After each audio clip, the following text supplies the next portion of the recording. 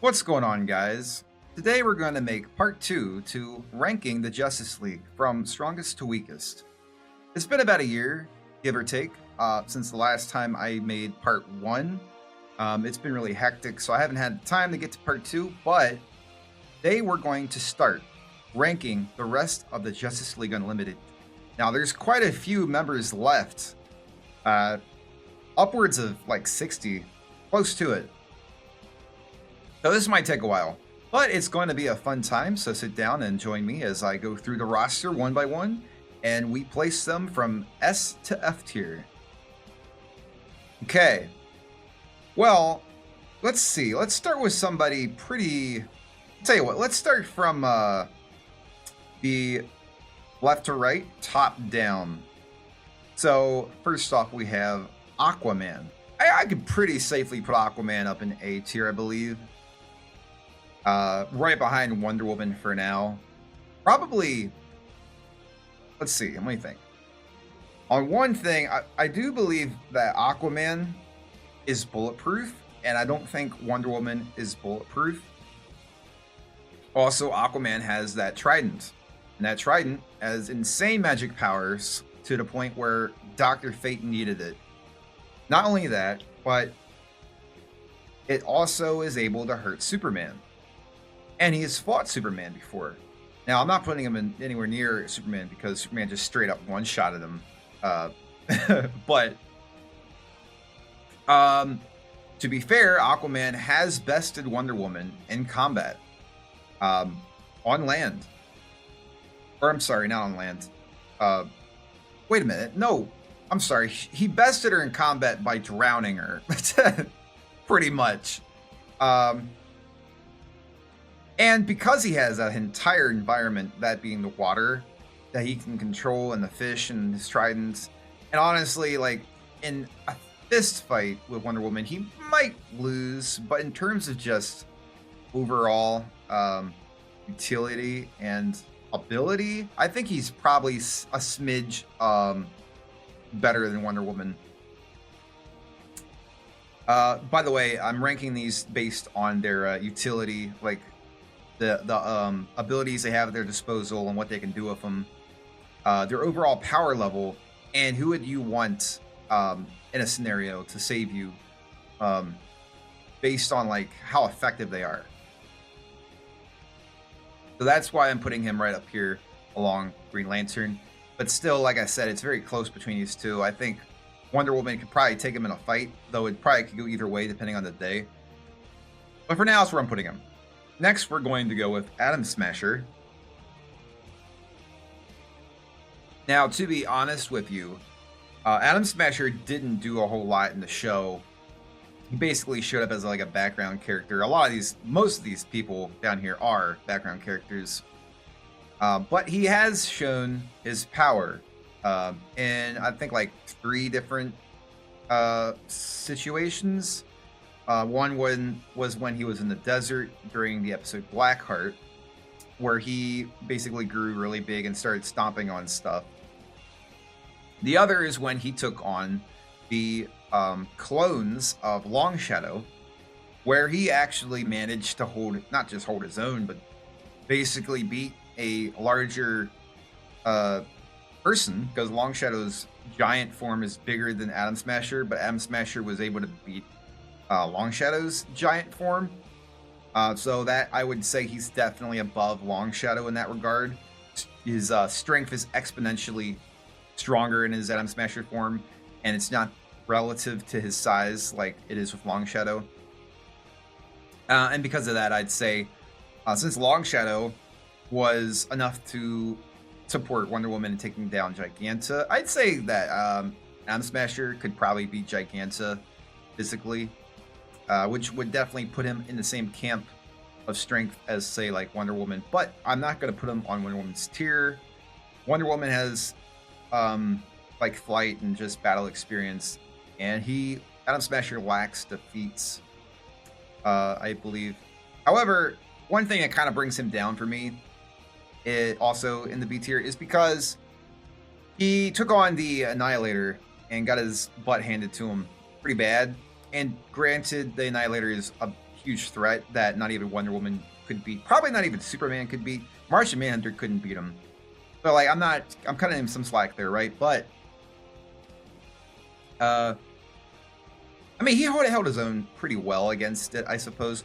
But he wasn't able to really grow to his full size either. He kind of had to like substitute for a lesser size to fight because he was in a confined space. So he's not very utilizable in buildings and other scenarios where you would want a hero. But in the power department, that's basically his only real strength here is his power. He's a giant, so I think B tier is a good spot for him. I think he's our first B tier for now.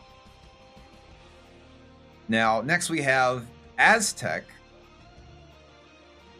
Also, for characters who are like in the comics who are powerful, like Wave Rider, Obsidian, characters like the Ray and stuff like that, because they don't have any feats in the show really. Like I would have, if I was going by strictly, oh, what did they do in the show? I'd have to put them all in F tier based on that because they haven't shown any feats. So I'm not going to do that. What I'm going to do is when I come to those characters, because they didn't show any feats in the show, and because this is going off the characters of the show, I can't put them in S tier and A tier based on what they do in the comics. However, if they showed no feats at all, I can take like what they're supposed to be able to do from the comics and make a power scale guess, I guess, of where they should be in the universe based on the abilities they're supposed to have. Like, for instance, let's just, where's he at? The Question, I'd put Question probably at like B tier, right? I'm not gonna put the Ray on B tier, or the Thunderbolt on E tier. They definitely would probably go in the middling tiers like B and C just by the implied power they have because of the adaptation from the comics. They're implied to have power and stuff. They just never show it, so I can't put them up on the high tiers, right? But I can definitely put them up higher than the lower tiers based on that. Okay. So back to what I was saying, Aztec would be one of those characters where just the implications of the comics, he has to be at least in C and B tier. But we're going a little better than that. He can fly. He showed flight in the show. He showed super strength, though not to the degree of Superman. Technically, he's like, I guess, one of the scientists of the Watchtower because he was helping Steel make some kind of a technology thing for the Watchtower. But he's very smart.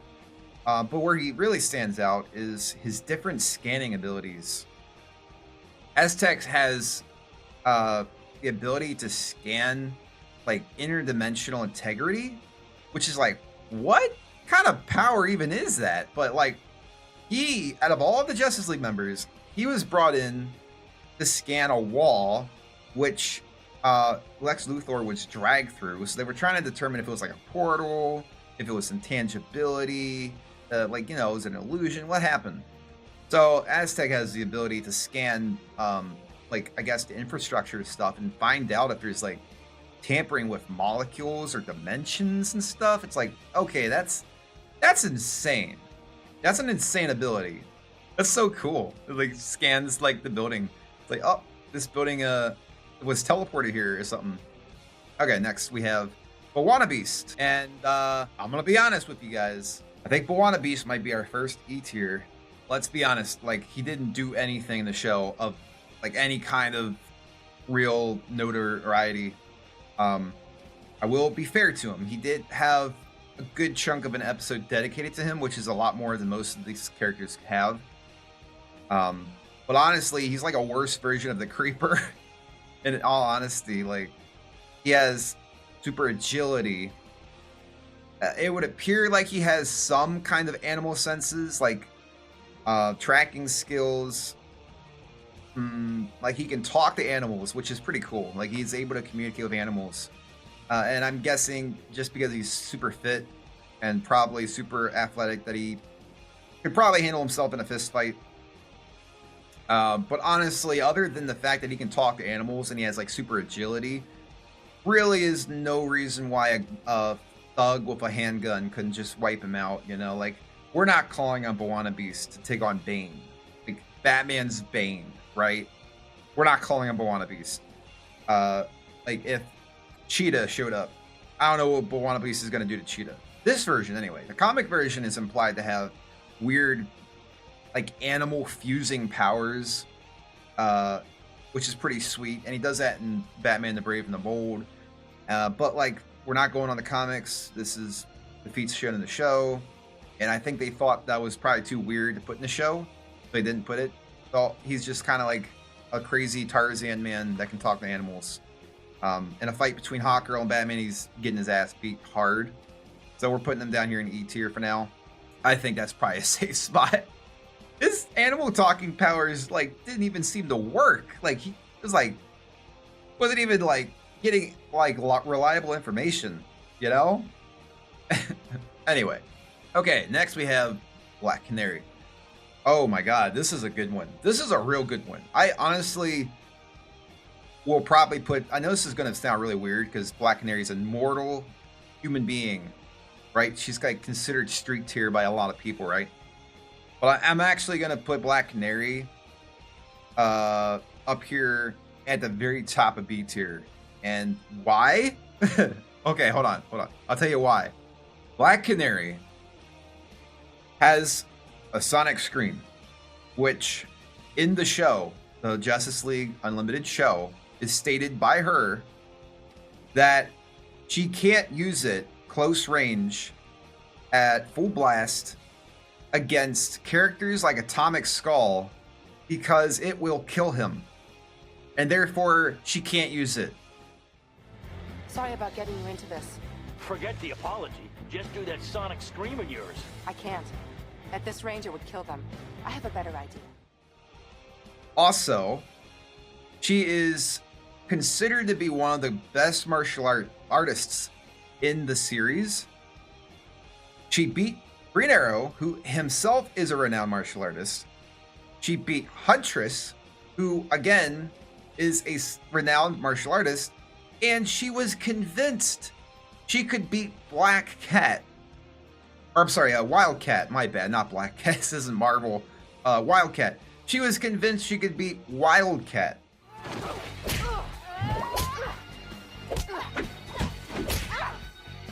And here I heard you were some kind of brilliant fighter.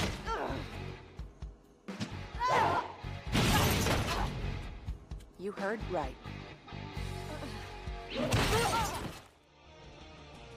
So the fact that she was like, yeah, I mean, I could beat him, you know, I just don't want to.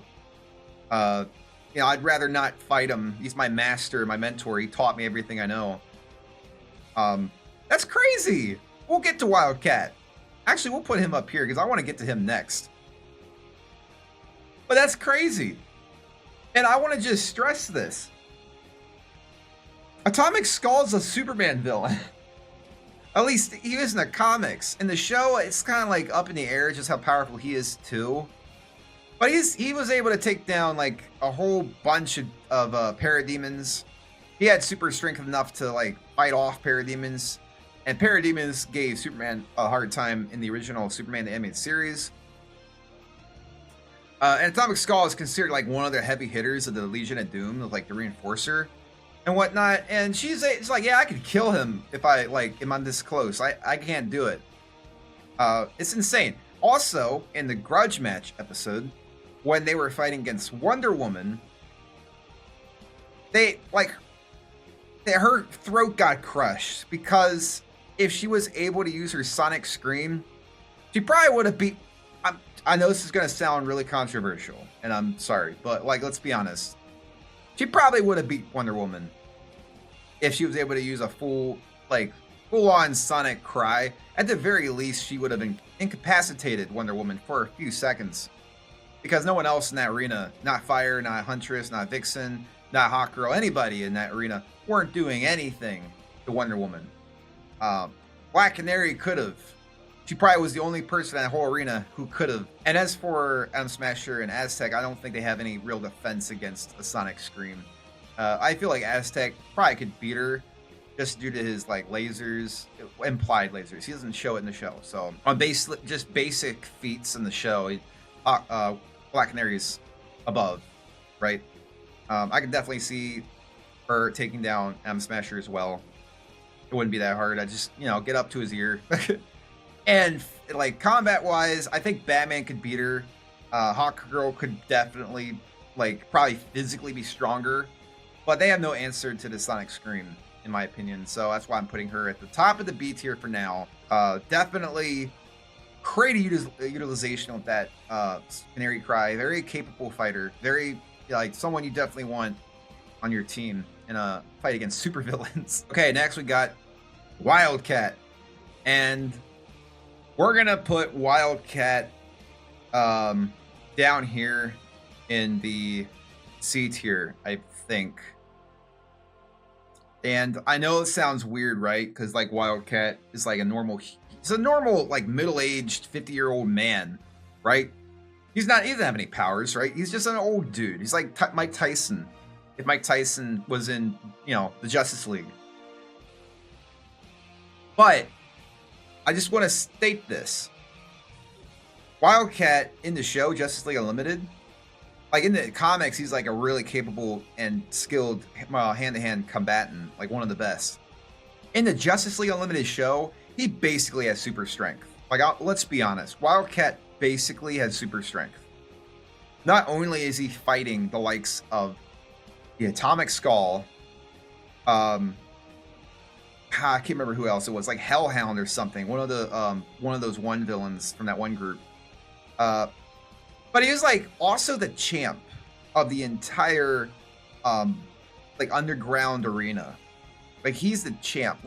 Let's say we put Bane in that arena, and he's got the venom rolling through his veins and everything, right? Wildcat would just straight up overpower him. I think he can overpower the likes of pretty much any run-of-the-mill street tier villain, in my opinion. I don't think there's really any villain of Batman's rogues gallery, with the exception of Poison Ivy and Clayface, that he couldn't just straight up overpower.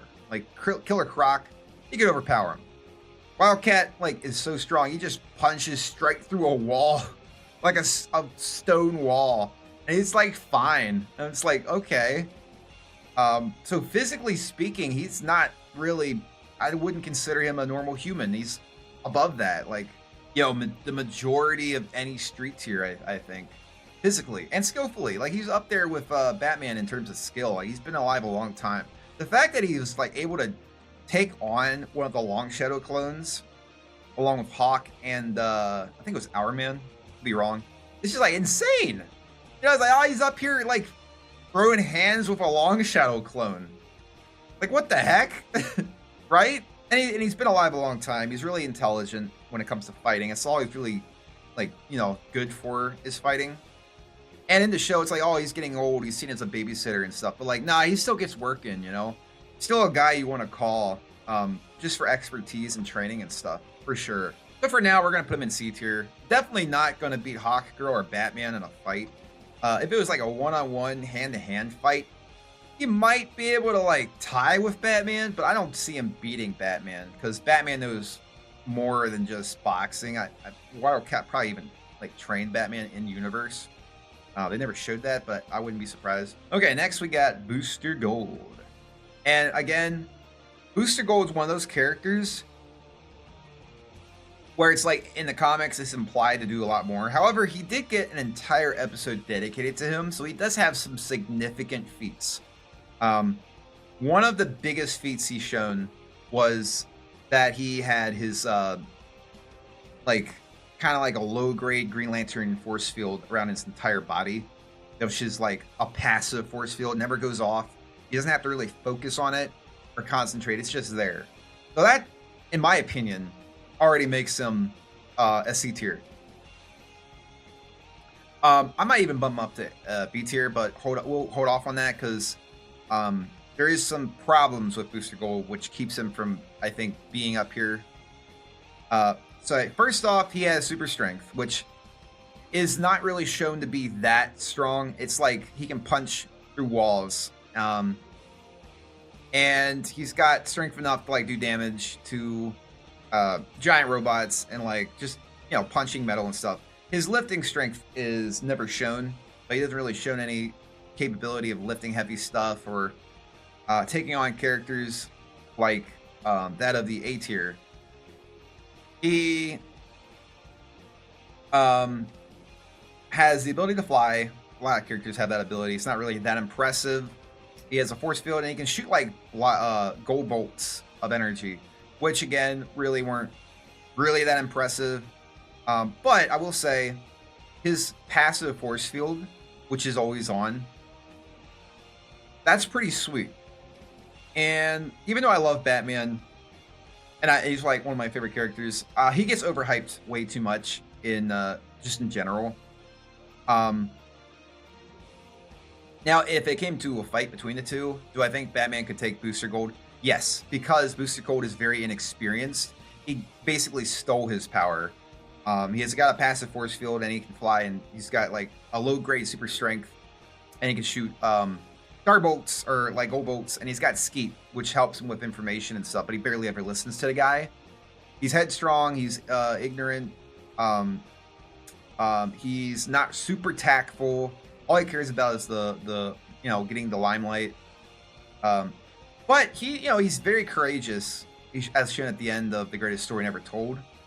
So like he does what it takes. Like he's not about the fame that much as he was. But considering Batman is like 10 steps ahead of everybody always, and would probably have an entire dossier on Booster Gold, I just honestly would not find it that hard to believe that Batman has already a contingency to ring him in if Booster Gold ever like did something stupid for fame. Considering of who Batman has went up against in the show, Batman probably could take Booster Gold. However, I will say that I think overall Booster Gold is probably more powerful than Batman. And if he got his act together, he probably... I don't know. Actually, hold on a sec. Because I forget what Batman's done. Like, Batman's done some crazy stuff, right?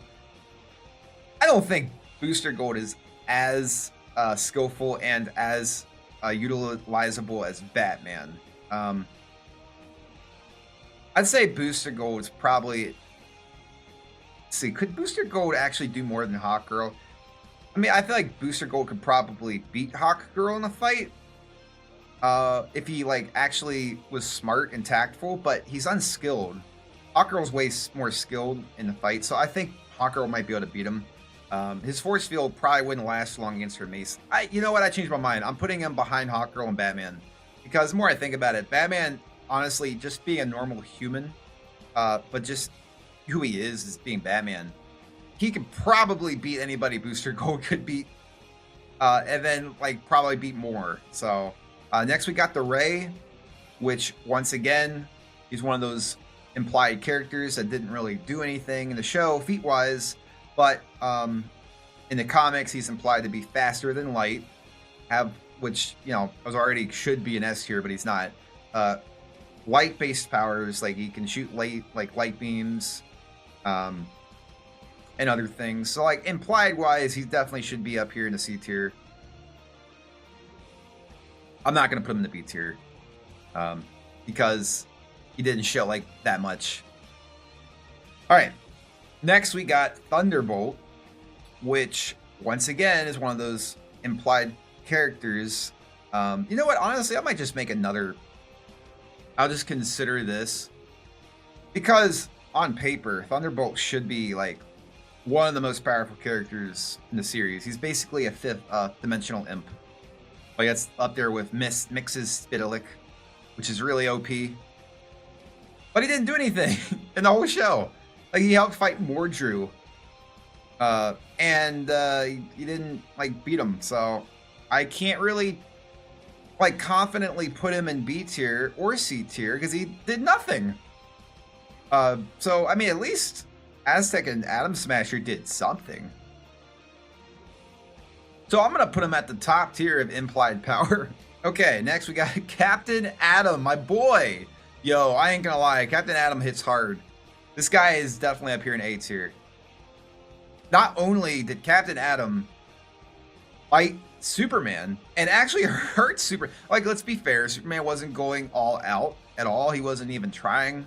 He was trying not to hurt Captain Atom because like Captain Atom was like one of his teammates and whatnot. But the fact of the matter is Captain Atom actually was able to hurt Superman using Red Sun energy, which is confirmed to be one of Superman's weaknesses. And he also shows super strength on par with that of the likes of Wonder Woman, Martian Manhunter, and Superman. And he was also like comparable to like a small nuke. Like he's like, oh, I can't contain the energy of Brimstone, right? It was too much for him. Brimstone was a living nuclear reactor.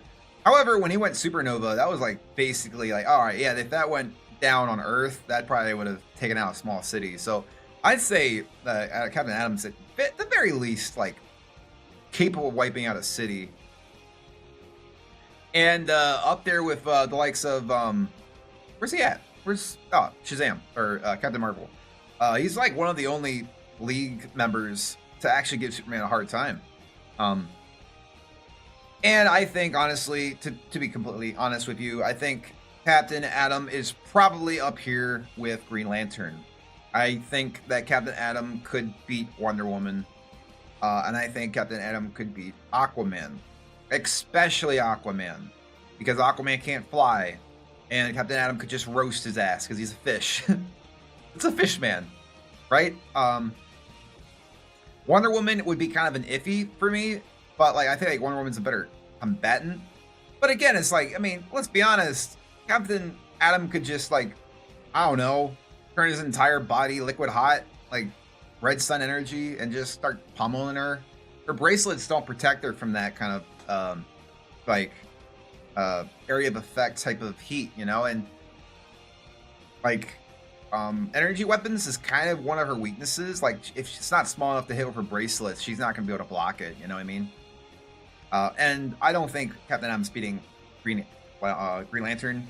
Green Lantern's, you know, been stated in the show to be stronger than Supergirl and one of the strongest, so one of the best Green Lanterns. In terms of overall feats, Captain Atom has two main episodes where he basically stole the show, and that one was the first one, Brimstone, where he gets his ass beat pretty bad by Brimstone, but he showed some pretty impressive feats while he was there, largely just the energy he contains within him. And the second time he fights Superman, which was a great fight, and it showed like just his resolve to get the mission done. And he is a soldier, so he knows how to fight. Utilization-wise, he can contain like radiation leaks. He's able to, you know, basically handle any kind of a radiation type of disaster. He's physically strong, fast, and even though he's slower than Superman, and even like a Mach, I think, what is it, the Quinjet? Or no, the Javelin. He's slower than the Javelin, weaker than Superman, not as fast as Superman. He's definitely capable of handling his own in a fight. So I'm putting him up here in A tier. I probably would put him even above Supergirl, but I don't know yet. We'll get to that. Where is Supergirl? Do I have her in here? Yeah, there she is. That's her old picture, but all right, next we got Captain Marvel, and boy, you know I'm putting Captain Marvel up here, man. I'm not putting him in S tier. I'll put him in A tier, right behind Martian Manhunter. And honestly, you can make an argument for him to be S tier, but because we only had one episode with him in it, and that was the only time he appeared at all in the entire show, I don't feel comfortable putting him up there with the S-Class, considering just how many times the S-Class and even the A-Class have like fought characters. Now, why am I putting him in the A tier? Well, for one, Captain Marvel seems to be every bit as strong as Superman, and every bit as durable, and every bit as fast. Not only did Captain Marvel take down the Parasite after the Parasite absorbed Metamorpho and the elongated man, he like did it so easily. It's like I don't know, maybe Parasite wasn't able to absorb his magic power. I don't know. But he did it so easily. It's like, bro, Superman has struggled so much with Parasite. You know, it's like Captain Marvel just shows up and ends it. True, we didn't actually get to see that go down. That was the aftermath, but still, it's like, okay. Definitely putting him above actually, hold on a sec. Hold on. I think the Parasite took down Captain Atom too in that fight. I'm gonna have to look that up. I might be wrong. Anyway, but not only is he as fast and strong as Superman, he also has a rare ability in the show, which I think is somewhat of a carryover from the comics. I didn't read a lot of Captain Marvel comics. I know he has like the strength of Hercules, the wisdom of Solomon, the speed of Mercury. In the comics, he has like lightning powers. He doesn't have that in the show. However, he does have the ability to call forth Shazam, which he used as a weapon against Superman. And since Superman's weak to magic, it makes sense, right? Not only that, though, he can revert to his human form and then revert back to Captain Marvel. Captain Marvel. And it appears like all the damage he took in combat was just gone. You know, it's like, how does that work? Does he like just go back to being normal? Does he not carry over to damage? I don't know, but it was really cool. Their fight was one of the best fights in the whole series. I only put him below Martian Manhunter due to Martian Manhunter having better feats, as well as being way smarter and having telepathic abilities and whatnot. I don't really see what Captain Marvel could do against Martian Manhunter if Martian Manhunter was like enraged. He would just shut off his mind. However, I do think Captain Marvel could basically beat everyone else on this list. Definitely the likes of Captain Atom and Aquaman. With Green Arrow and Wonder Woman, it's like, I think he could beat Wonder Woman. Green Lantern is like iffy, but considering the characters who Green Lantern's lost to, I don't see why he couldn't beat Green Lantern. It's like saying, could Superman beat Green Lantern? He's like, yeah, I think so. The only reason why I'm not putting him up here in S tier is because, again, Martian Manhunter's not even up there in S tier. Also, these are characters, when they don't hold back, this is where they get. You know, but normally the Flash Superman always hold back. Man has held back against Captain Marvel and Captain Atom. So that's why they're down here, because he beat them both while holding back. And then he doesn't hold back when he fights Darkseid, and vice versa. It's like same for Flash. Like Flash, when he doesn't hold back, he basically is the strongest character. So we're putting Captain Marvel right there. Next we have Commander Steel, who's another one of those characters where it's like, doesn't really show too many feats. But it's implied in the comics that he has like superhuman strength due to a metal skeleton and superhuman durability. He basically is just Captain America. And even though, like, honestly, he might even be in E tier, the fact is he did have a small like time to shine at the very last episode, Destroyer, where he fought against parademons, and he's actually able to fight off parademons. You know, and he used the shield, so that was pretty sweet. And parademons are superhuman. They're able to give Superman the animated series Superman a bit of a bother. So we're gonna put him up here in C tier, but he's definitely going to be at the very last of the C tier. He showed nothing to put him above the Ray, even though the Ray did like nothing either. Okay.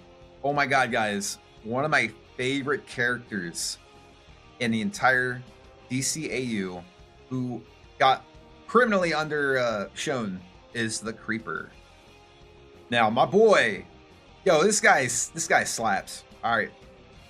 So the Creeper is basically what would happen if the Joker had superpowers and was good. he's got it's one of my favorite episodes of the Batman New Adventures of Batman, but it's basically called The Creeper, and it's all dedicated to him. He falls into the same vat that the Joker fell into, which made his skin white and his hair green. However, he also had Joker gas, or laughing gas at the time.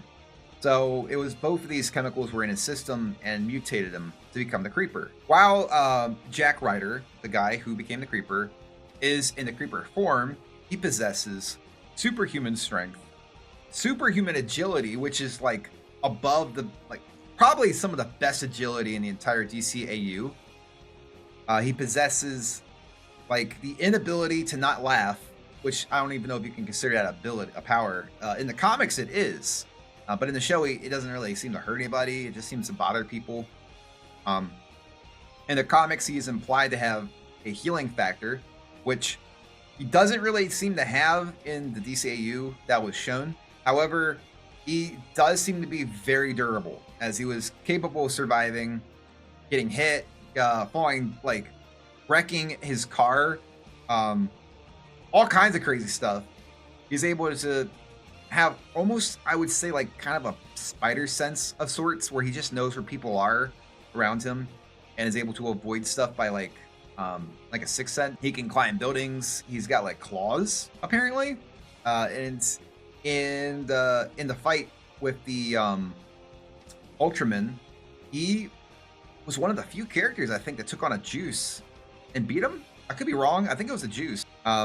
He like butt his head against him or something. And then at the very last episode, Destroyer, he was seen fighting parademons. Gotta be honest with you. I gotta be honest with you guys. All right, don't hate me. All right, don't hate me, please. I think the Creeper could probably beat Wildcat in a fight, because not only does the Creeper seem to have, like I said, a sixth sense about him, or he's able to dodge attacks from like muscly goons, big guys, and Batman. He also he sucker punched Batman. Like Batman didn't even he was just walking up on him and he sucker punches him. So I think the Creeper could probably just like dodge and weave every single attack that Wildcat throws and just have his way with Wildcat pretty much. Hell, he'd probably just like jump on his back and start butting his head against him. He was putting like Batman and Robin to shame in terms of the agility department. And I think he could beat Wildcat. Definitely one of my favorite characters. Okay.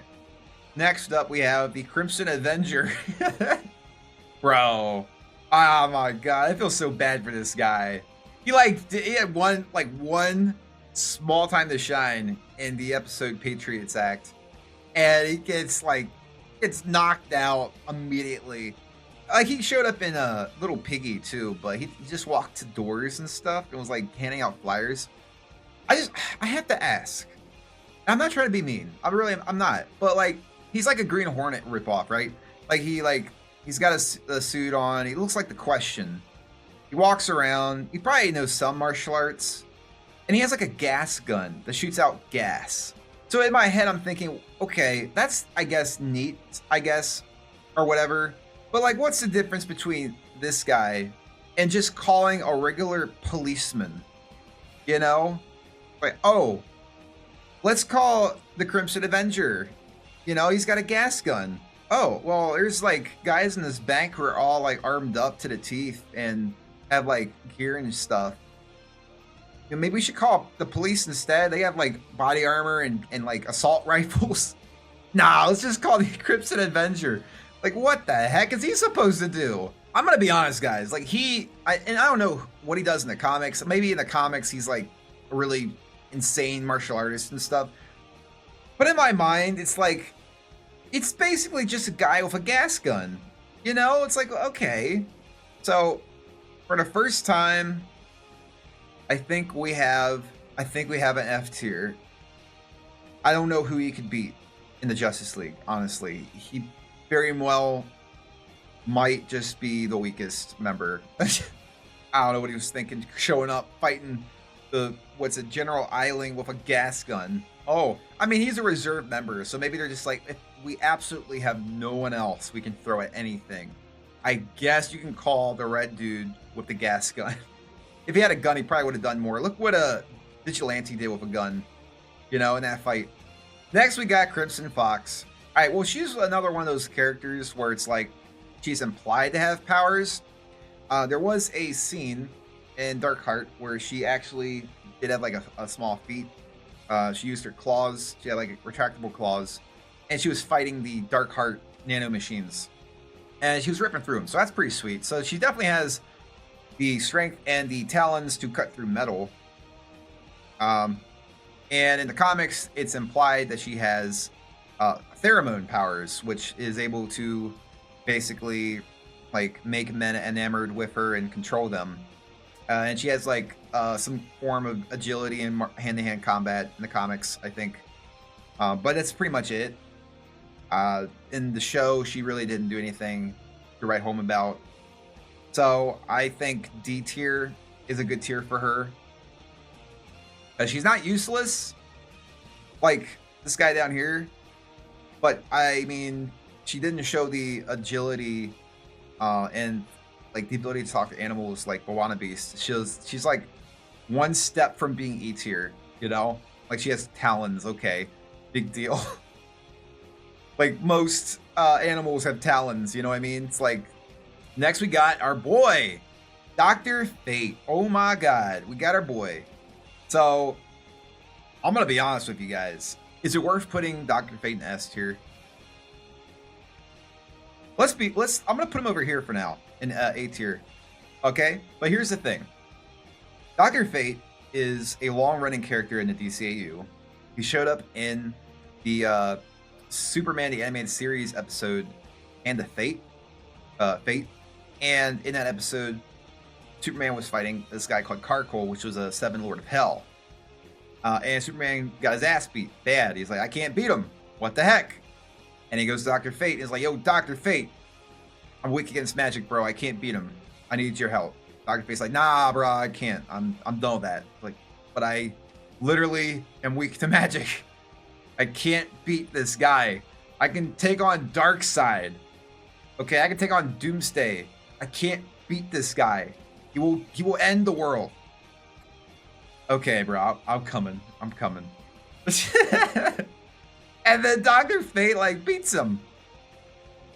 Right? So Dr. Fate, not only is he like the lead head honcho of the magic world in the DCAU, like he's the GOAT. He's the protector, right? He's got the spirit of Naboo in his helmet. He's the guy.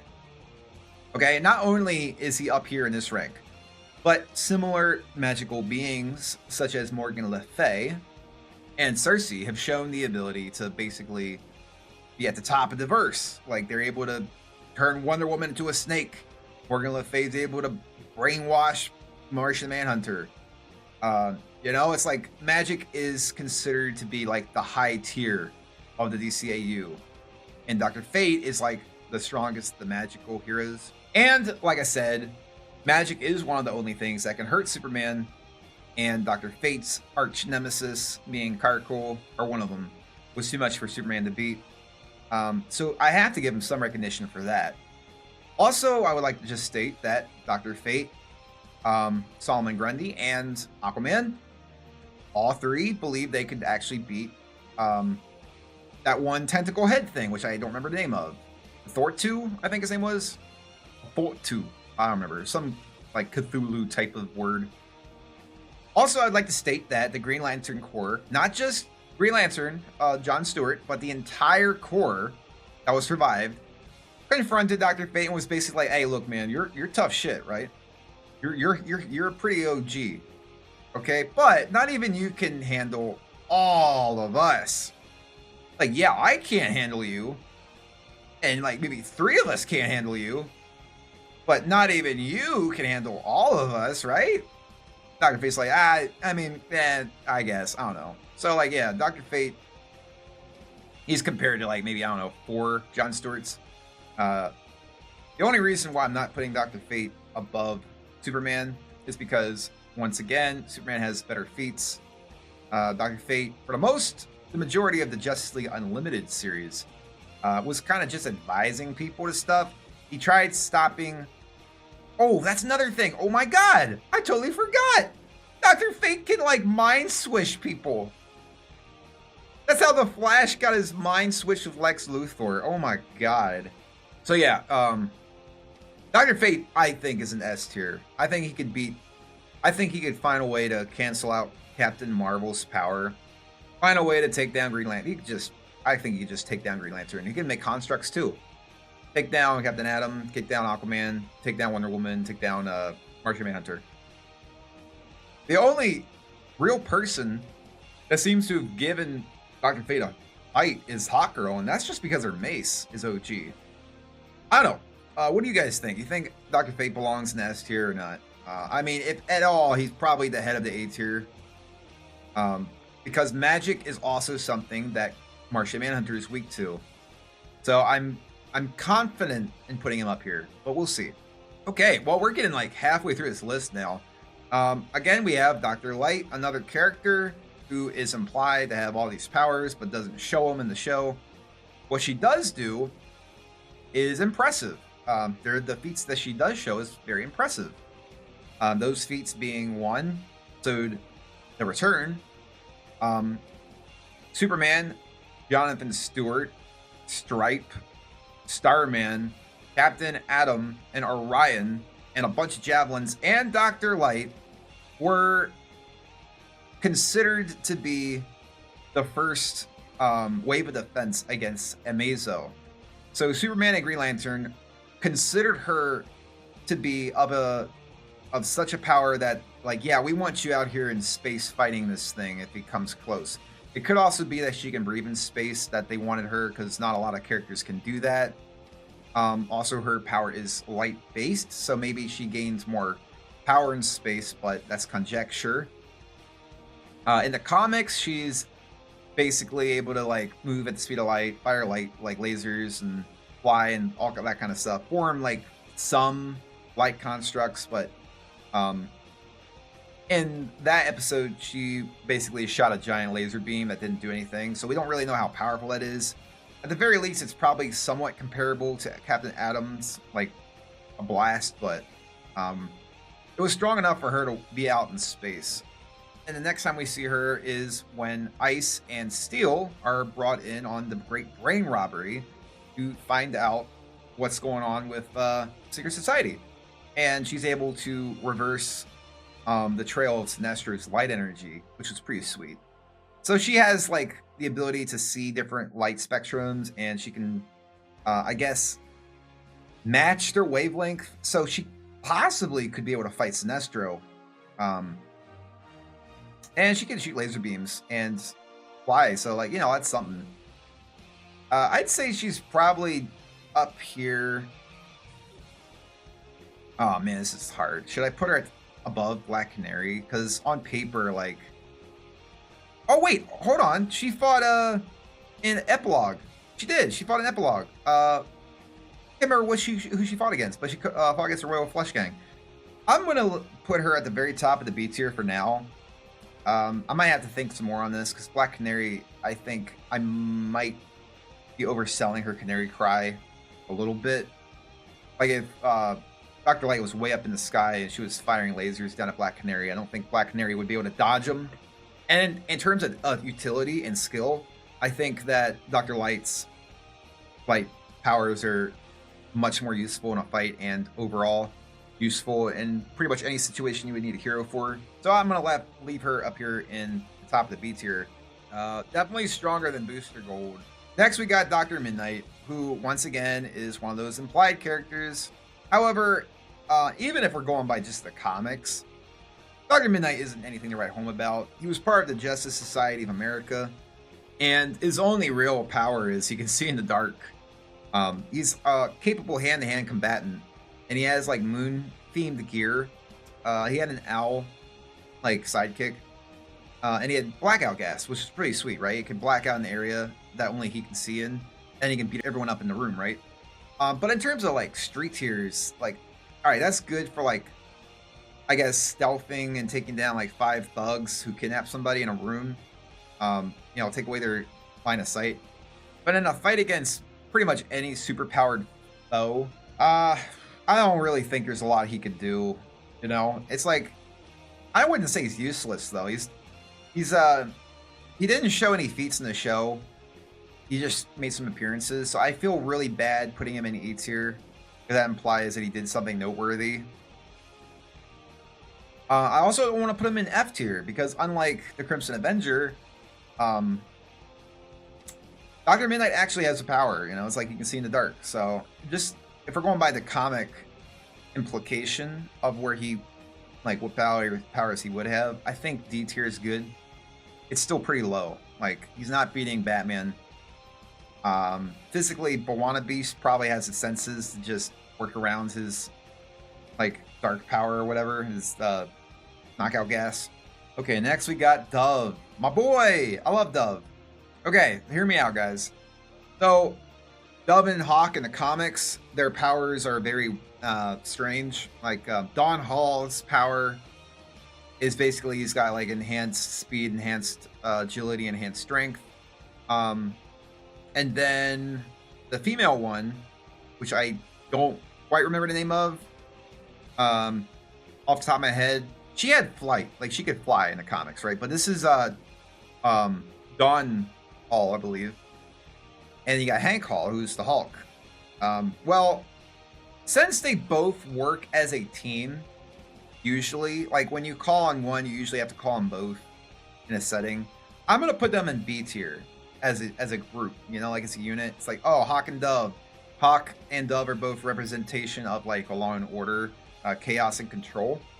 So for that reason, it's like I kind of want to act like they're kind of like the same entity. And in terms of feat wise, they don't really have a lot of feats, despite the fact they had an entire episode dedicated to them. Kind of sad. Dawn showed to have enhanced speed. So much so that I think I would put him above B'wana Beast in terms of his overall agility. He has a pacifism, so he doesn't like the fight, which in my opinion kind of brings him down a little bit. He's got great hand-to-hand combat, and he's got strength enough to break a barrel of a gun. So he's not, you know, he's not really that bad, honestly. Like, he knows how to fight when he chooses to. However, Hawk is definitely better. His aggression makes him a better fighter. He's physically stronger. He's just, like, probably not as fast, but he's up there in terms of speed. He was shown being able to run pretty fast to a village in the Doomsday episode. He was shown taking on a Long Shadow clone and fighting parademons. So I definitely think Hawk is in the C tier above his brother Dawn. Yeah, I think that's pretty much it. There's not a lot they did to where I would think otherwise. I definitely think that Hawk should be up here in the C tier. However, because he did show more feats than the likes of Commander Steel and the Ray, I'm gonna put him up here with Wildcat.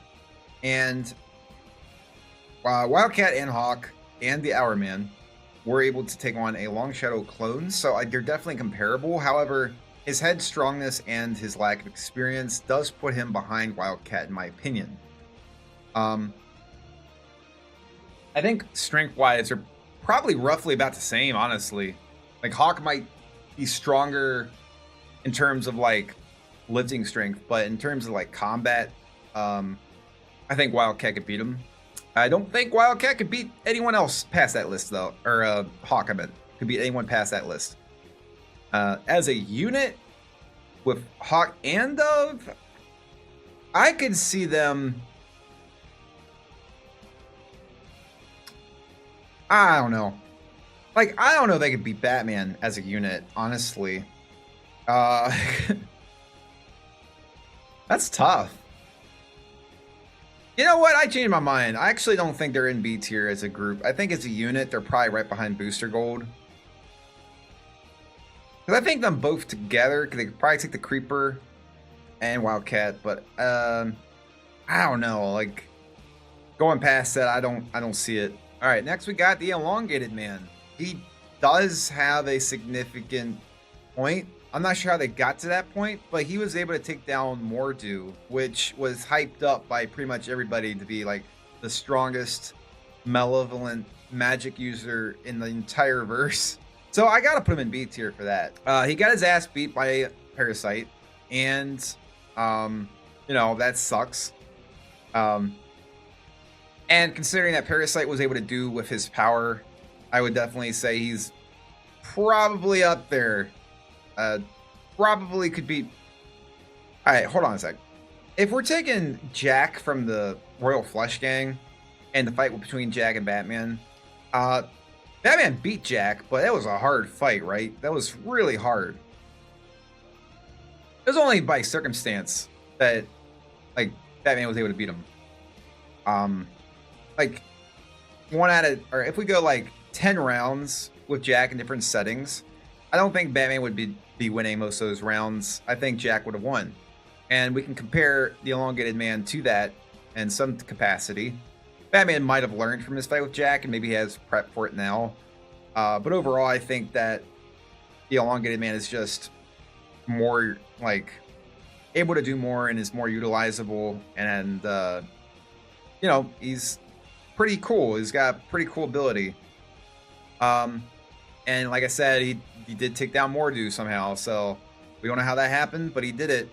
So that's gotta mean something, right? So we gotta put him up here, probably right under Dr. Light. Okay, next we got our boy Green Arrow. Now Green Arrow has got to be up here in the C tier camp. I'd say he's probably, let me think for a sec, because utilization ability wise, Green Arrow is very diverse with his arrows. He was in a lot of the episodes. He did a lot of stuff. He's got like an arrow that can like shoot glue, gas arrows, electric arrows, like a quantum arrow, punching bag arrows. He's no slouch, right? He's probably one of the best ranged fighters in the entire Justice League. And he can handle his own physically as well. He, you know, took down Brimstone, so that's saying something, right? So I think that he could probably take, with the exception of the Ray, who is implied to be powerful. Which honestly, we should probably just move him down here for now. I think the Green Arrow could take down Booster Gold, Hawk and Dove, the Creeper, though he'd have to do it from a distance with the Creeper for sure. Up close, nah, no way. I think that goes without saying for all these characters that in close combat he's not beating them. But yeah, and distance-wise, yeah, he could beat pretty much everybody, I think. So yeah, I think Green Arrow is a worse version of Batman, but has better like field of combat than Batman. So putting him under Hawkgirl for now. Next we got our boy Etrigan. Honestly, I'm gonna put Etrigan in A tier.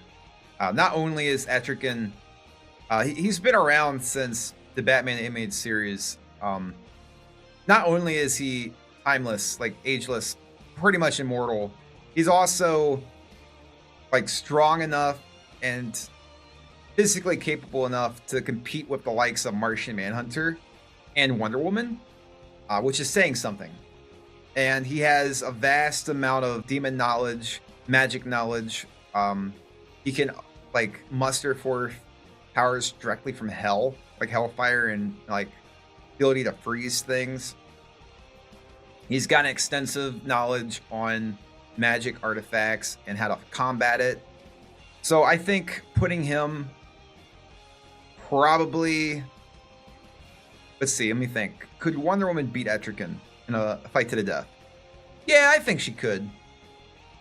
I don't think Etrigan would beat Captain Atom, Green Lantern, Shazam, Martian Manhunter. Aquaman's a kind of a toss-up. I think Aquaman might be able to be beaten by Etrigan, but overall, Etrigan could just like stomp pretty much anyone on this list below this, I think, except implied power. So yeah, I think that's a good spot for him. We'll put him in A for now.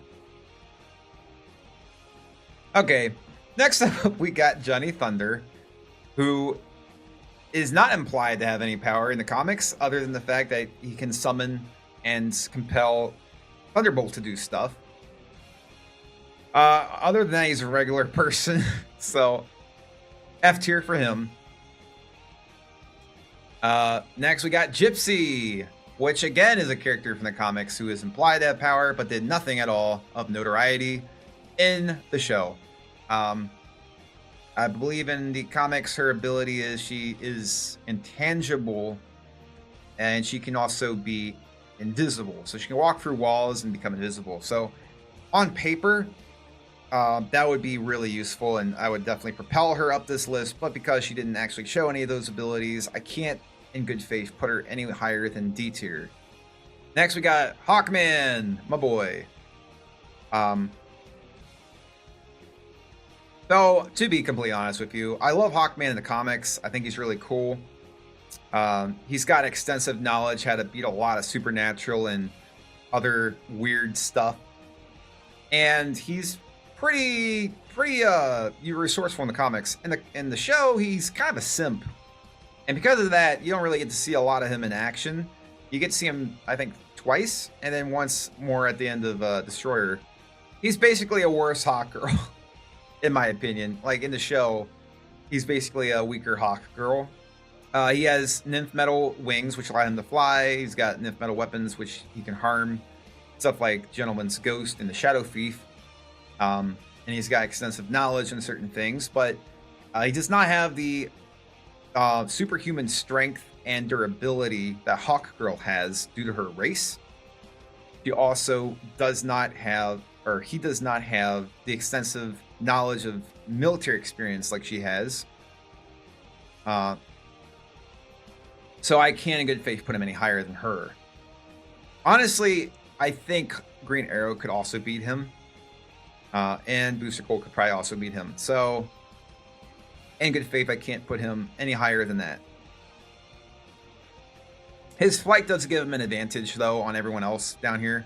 Also, the fact that he does have pretty cool weapons, like nymph metal nets and whatnot. Okay, so that's a good spot. Okay, now we have Hourman, who you know, like, I wish they would have done more of some of these characters, because this design for Hourman was so cool. If they did a 4th season, I would have loved to have seen an episode dedicated to the Justice Society. But anyway, we got Hourman, and Hourman is, again, one of the characters who took on Long Shadow, a clone of Long Shadow, with that also being Wildcat and Hawk. So physically, he has to be up there, right? I think he took on it. Was it him or was it Commander Steel? I can't remember which one. It was like a three of these 4. I know that. But he was in the fight with the Ultraman. I don't know what exactly. I think he took on a rhino. Like, he punched one of the changeling rhinos in the face, knocked it out, which was pretty sweet. But he has no other scenes, I don't think, in the entire series. That's all he does. I just don't know if I feel safe putting him up here in the C tier.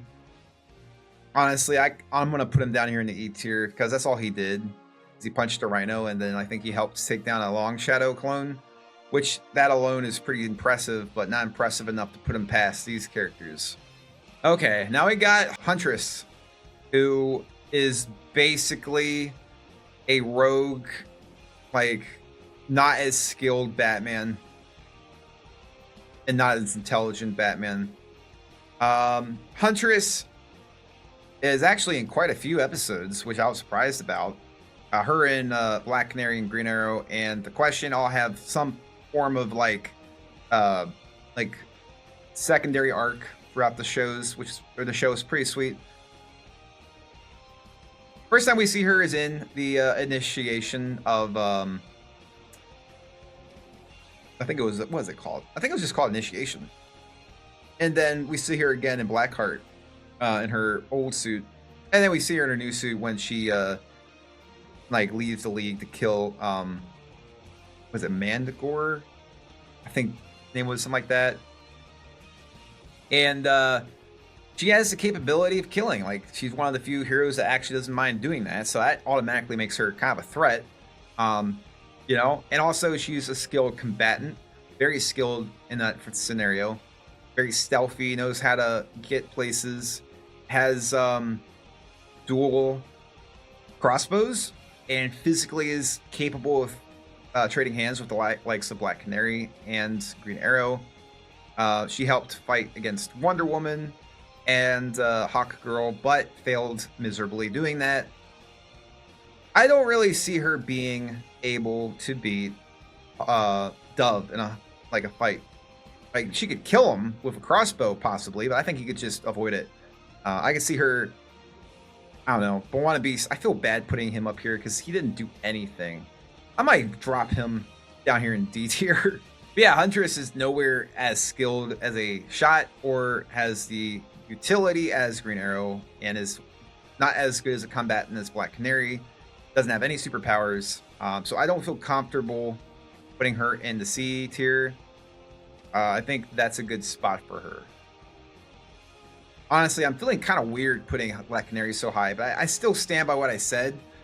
The fact that she said she could kill Atomic Skull if she used her power, in my mind, just makes her like, oh yeah, I'm holding back all the time, by the way. Which, and you know, would automatically put her up here, so. Okay, now I got Ice, and this is one of those characters where I almost feel like, just based on her power alone, has to go in B tier. Because she's basically like the Justice League's Killer Frost. You know, like pretty much anything Killer Frost was able to do, Ice is also able to do. And her powers, even though she didn't do a lot and wasn't really in the show much, every time you did see her, she pretty much used her power. So that kind of leads a little bit to her feats in some like regards. She was there in The Return. She used giant slide of ice, so she can produce a massive amount of ice, which is, you know, very impressive. And she is able to basically turn the air into ice around her. So, you know, definitely a really good power to have. And then the next time we see her use her abilities, she used them in the Great Brain Robbery. She never talked, I don't think. I think it was Dr. Light that talked, but she showed up with Steel, and Dr. Light, Steel, and Ice were considered enough to take on Sinestro. Oh, it was Tala. That's what it was. Yeah, Tala. So yeah, it was Sinestro, Tala, and Polaris. That's what it was. Oh my god. But yeah, she was deemed enough. You know, like, yeah, let's send Ice. She's capable.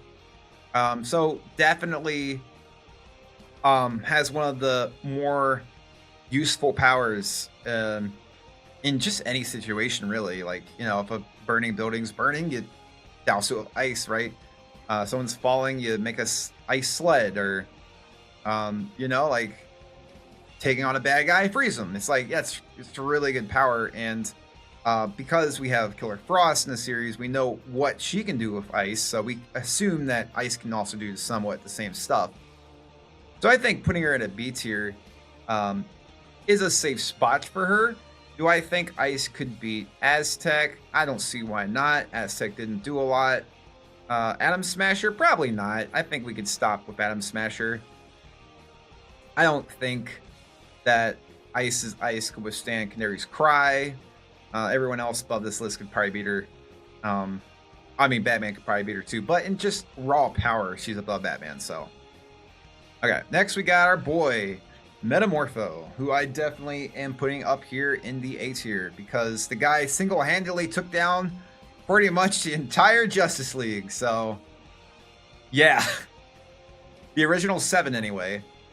Like, dude, I know Parasite is one of those characters where it's like, on paper, he's weak, right? He's just a guy who absorbs power, but like, that alone can make him really strong. So I forgive the fact that Metamorpho lost to him because he got touched by him, and that's enough, you know?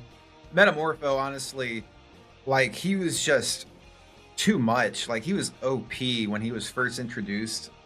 Like, dude, he beat the entire he beat Superman, Green Lantern. He took on Martian Manhunter and used some kind of a gas, right? Because Martian Manhunter still has to breathe, assumingly, right? He breathes something. He took him out. He took out Hawkgirl. He took out Batman. Oh wait, no, he didn't. Did he? I remember. I don't think Wonder Woman was there, and the Flash, I don't believe, was there. But yeah, he turned his hand to Kryptonite and basically took out Superman. Like, if there's anybody in the world that you wanted to come, like, if it was like say for instance Doomsday showed up, right? And he was thrashing around your town, killing people. Anybody in this A tier, I would want to come to take on Doomsday. Be like, yo, I need help. Who are we sending? Oh, we're sending Dr. Light and Black Canary. Like, fuck! No! Okay, how about we're sending Martian Manhunter and Metamorpho? Like, oh, thank God. You know what I mean? It's like Metamorpho is like, I mean, he can't probably do much to Doomsday, but Doomsday can't really do much to him either. So he's definitely the guy to buy the time, right? He showed the ability to transform to any mineral, pretty much. He turned to gas, turned to liquid, regenerate, super strength. He can turn his hands in the fire. He can flash freeze stuff. Like, dude, he's the whole package. The only reason why I'm not putting him above Captain Marvel and Martian Manhunter is because Captain Marvel has magic, and Martian Manhunter, when serious, can just mind wipe him or something. Flash could probably split apart his molecules, and Superman could probably fly him into the sun. Dr. Fate could probably just open a portal up and lock him away in a different dimension or something. But he definitely beats everybody else in this list. I think that's safe to assume. Pretty much everybody else in this list. I think the only exception might be Etrigan and maybe Captain Atom, but that's pushing it. I think that like A tier's top part of the A tier is definitely where Metamorpho goes. Okay, next we got Long Shadow, who technically was a member of the Justice League. So even though he was like on borrowed time, the original one anyway. So Long Shadow was able to turn into a giant form of himself, more bigger than even the Atom Smasher. So he's larger than Atom Smasher, and he was capable of intimidating a Giganta. I don't remember if he actually hit her or not. I think Wonder Woman's the one that hit her. So we can't say if he's as strong as Giganta. Maybe he just intimidated her. He did, however, punch Bizarro. So, bro, he like took on Bizarro. So that's pretty impressive, right? I'm not putting him above Atom Smasher because Atom Smasher took down a clone of him, which should have been every bit as powerful, just not without his memories. But still, like, going toe-to-toe with Bizarro is no small feat. Bizarro is nowhere near Superman. He's like an idiot. Doesn't really even know what he's doing at the time. But Bizarro is definitely like able to take down most of these people. So I think Long Shadow definitely deserves his spot up here in the B tier. It's a shame he died. I really liked his character. Wish we would have seen him in the show more. But we got to see him in Young Justice reimagined as Ty Long Shadow, so that was pretty sweet. His legacy lives on. Okay, next we got our boy, Mr. Terrific. And I'm just going to go out and say it. Mr. Terrific is probably in the C tier. Probably, I would say, right behind Green Arrow. And Mr. Terrific is considered in the comics to be the third smartest man alive. And in the Justice League Unlimited show, he's considered to be Martian Manhunter's equal in terms of the intelligence department, which is saying something. Not only is Mr. Terrific able to pretty much control the entire Watchtower, like everything at once, he's also able to look at missions, bunches of missions, like tons of them, and decide which hero would be the most useful in each mission. So basically, he takes one look at a mission, like, all right, well, this is definitely a mission for Ice and, Dr. Light. So, like, he's very smart and tactful in that scenario. In terms of combat, we don't actually see him fight. We do see him use his T-Spheres when he tried to take down Brainiac-controlled Flash. The T-Spheres have multiple different uses in the comics. In the show, they seem to act like his eye in the sky, as well as explosives and other types of projectiles, which are hovering in the air, so they do have utility there. However, I really wouldn't consider him to be the guy to call on to, like, take down a supervillain. Next up, we got Nemesis, which again is a character that didn't do anything in the show. And implied from the comics, he is supposed to be like a super secret agent. He can wear different disguises. He's capable fighter, hand-to-hand combatant, and apparently at one point he dated Wonder Woman. So I think so. I think that's how it was in the comics. I really don't know why he's even a member of the Justice League. He's basically like really skilled, like Marine, just threw on a suit and said, "I'm a superhero now." I mean, that's not fair. He does in the comics have the ability to wear disguises and stuff, so like I guess that's pretty neat. But really, is it really Justice League material though? Let's be honest. You know what I mean? But like at the very least, he's got a gun, which is more than I can say for the Crimson Avenger. So I'm gonna let him stay in D tier for now. Okay, now on to our boy, the Question himself. Okay, hear me out, guys.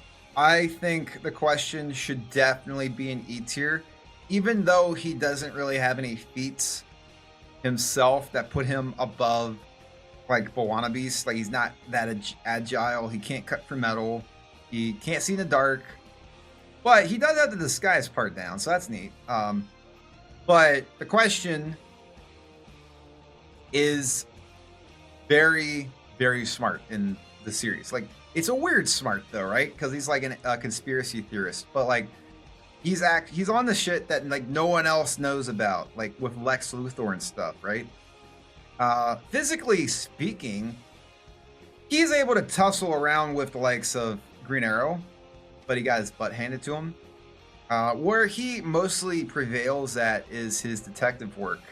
And in the final fight, Destroyer, he was like driving his car around town like a maniac, beating up parademons. So like, definitely not like, you know, capable of handling his own against a parademon, I don't think. The fact is like he's kind of crazy and he's really smart. So that kind of makes him a threat. But yeah, he's nowhere near a C tier in my opinion. I love his character though. One of my favorite characters in the whole show. Honestly, he probably made the show as fun as it was. Just his appearances alone. But his appearances and what he did do, like talking to people, addressing people, solving cases, and proving his wild theories to be true. It's the way he approaches things too. I gotta put him in E tier. Like realistically, he should probably be down here in D tier, but nah, I think that like he earned his place here in E tier. I'm very biased here though. I'm being very biased, so keep that with a grain of salt. Anyway, next we have Obsidian, which again, he's one of those implied characters, so I don't really feel comfortable putting him anywhere really up here. In the comics, he has superhuman strength, flight, ability to travel within the shadow area, like the Shadowlands, and make shadow constructs, which is pretty sweet. And you know, basically he's like a Green Lantern but black and shadow and stuff. Very cool character in the comics, but in the show he didn't really do anything, so I'm not putting him in F tier, but I'm putting him down here in the implied power tier. Next we have Fire. Last we put Ice up here in the B tier, and I think Fire also belongs up here in the B tier. However, I will say that I think Ice is stronger than Fire, and I think Fire could probably beat everybody down here. Well, it's not true. Actually, I think Hawkgirl probably could beat her. Batman could find a way to beat her. Green Arrow could probably find a way to beat her. I don't even know if Fire would bother Booster Gold.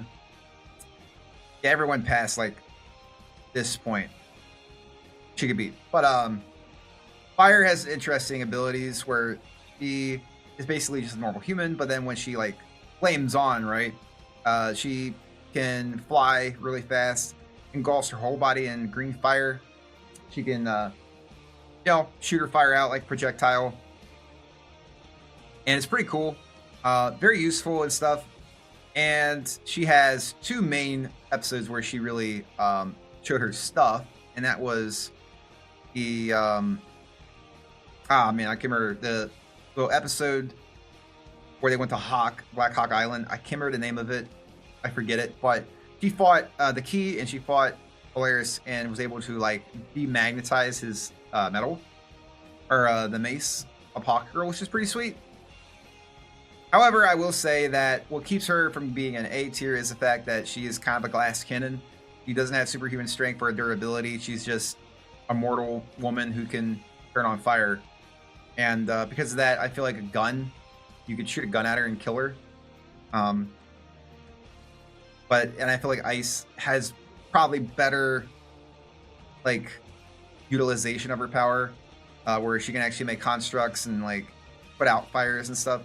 Fire can't really help people too much, like you're falling from a building. Yeah, she's, glass cannon, but definitely B tier. I could see her being more useful in a fight against a supervillain than the likes of like Commander Steel over here. And in terms of like just raw power, she's definitely in the higher range, I'd say, of the Justice League. Okay, now we have our boy Orion. Orion is one of those characters that has fought Superman before. Or, no, I'm sorry, let me rephrase that. Has fought Superman tier beings before. And he has shown himself to be very capable. So capable, in fact, that I really feel like he could probably take down Aquaman and Captain Atom.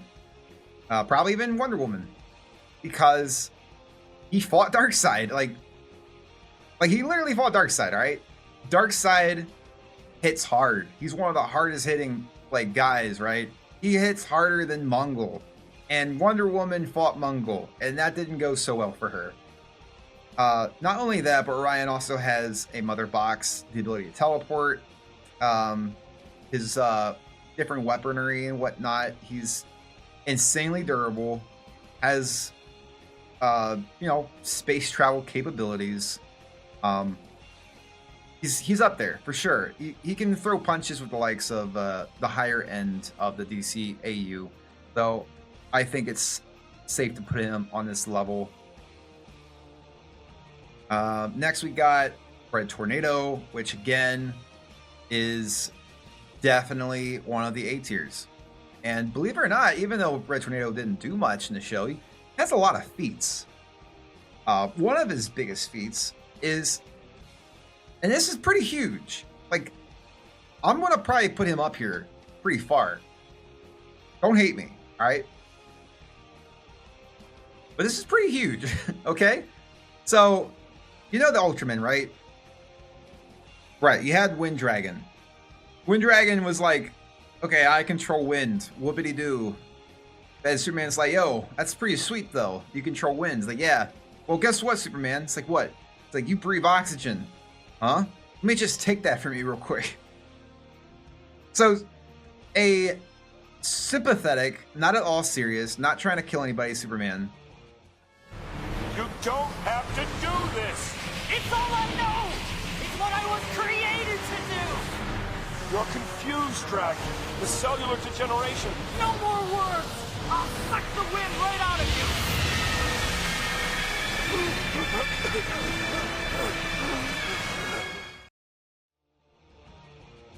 So you had Wind Dragon, right? Who just basically made Superman black out. And keep this in mind, this is just one Wind Dragon. Okay? The Ultraman episode, there was 3 of them. 3 Wind Dragons versus 1 Red Tornado. And Red Tornado basically just proved in that scene that no one in the whole series controls wind better than him. He is the master of the wind. Now, he does have a loss under his belt, and that is from the Amazo android, the gold version, the god being, the most powerful character. Yeah, he lost to him. So that's understandable, right? But he is shown in the series, like in the comics, he was designed to destroy the Justice League, so it makes sense he's pretty OP, right? But in the series, he's shown the ability to not only fly but also create stable tornadoes to save his teammates that aren't really super destructive. They're like controlled, right?